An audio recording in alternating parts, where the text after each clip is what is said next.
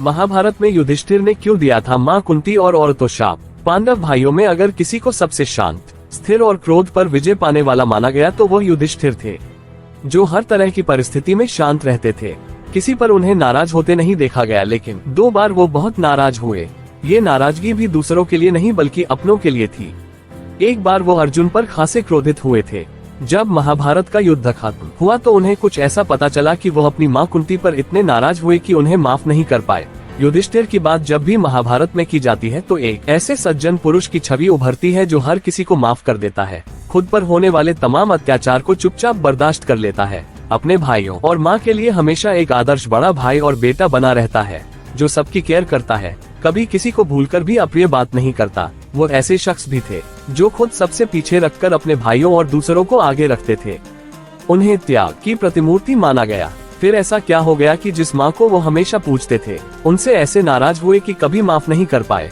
उन्होंने कभी किसी को अप्रिय वचन नहीं कहे थे, लेकिन उस दिन अपनी माँ को खूब खरी खोटी सुनाए। इस पर उनका गुस्सा जब शांत नहीं हुआ तो उन्होंने पूरी स्त्री जाति को भी शाप दे दिया। अब जानते हैं कि आखिर बात क्या थी जिसने युधिष्ठिर जैसे धर्मात्मा को विचलित कर दिया। वो अंदर तक क्रोध से बेचैन हो गए। जब महाभारत का युद्ध खत्म हो गया तो युद्ध भूमि में मारे गए सभी योद्धाओं की चिताएं सजाई गयी। उनके परिजनों ने चिताओं को अग्नि दी। उसके बाद उन्हें गंगा तट पर तर्पण दिया गया। सभी लोग दुखी थे।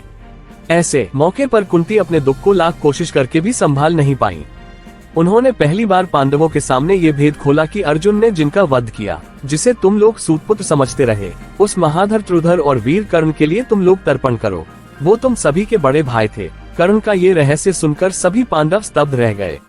दुखी भी हुए, हैरान और क्षुब्ध भी हुए कि उन्हें अब तक ये बात कभी उनकी माँ कुंती ने क्यों नहीं बताई। क्यों उन्होंने उनके बाल्यकाल से लेकर अब तक ये बात छिपा कर रखी। युद्ध के दौरान भी कभी ये नहीं बताया। वो इस बात से भी दुखी थे कि कर्ण को खुद उन्हीं लोगों ने युद्ध में मारा। वो नाराज भी थे, लेकिन उस समय उन्होंने चुपचाप तर्पण किया। उससे उन्होंने अपना गुस्सा दबाकर रखा। जब सब कुछ हो गया, सभी महल पहुँचे तो युधिष्ठिर तमतमाए हुए थे। उनके क्रोध का शिकार माँ कुंती थी। उन्होंने कहा कि अब महाभारत की जीत भी मुझको हमारी पराजय की तरह ही लग रही है।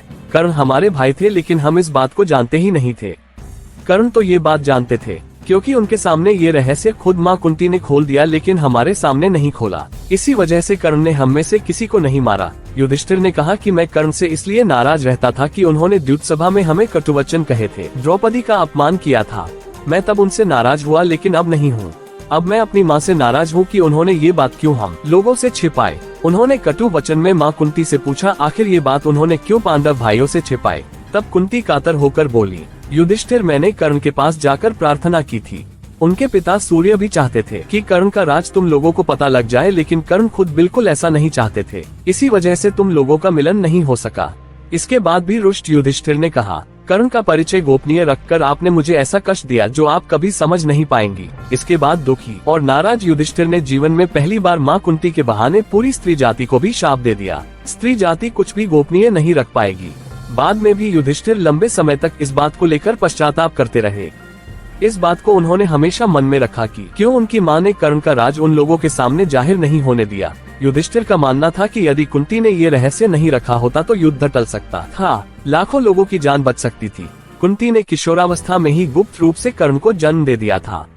विवाह पूर्व गर्भधारण के कारण सामाजिक आक्रोश से बचने के लिए उन्होंने कर्ण को जन्म देते ही उसे गंगा नदी में एक टोकरी में छोड़ दिया था।